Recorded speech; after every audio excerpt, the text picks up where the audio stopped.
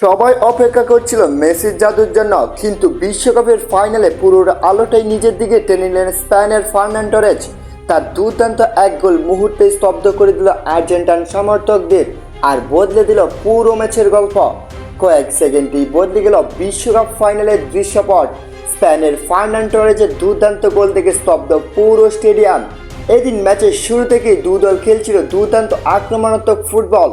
তবে অপেক্ষার অবসান ঘটে যখন স্পেনের দ্রুতগতির আক্রমণ থেকে বল পৌঁছে যায় ফার্নান টরেজের কাছে। এক মুহূর্তও নষ্ট না করে নিখুঁত ফিনিশিংয়ে তিনি বল জালে জড়িয়ে দেন, আর সেগুলি উল্লাস পেটে পড়ে স্পেনিশ শিবির। অন্যদিকে নীরব হয়ে যায় আর্জেন্টাইন সমর্থকেরা।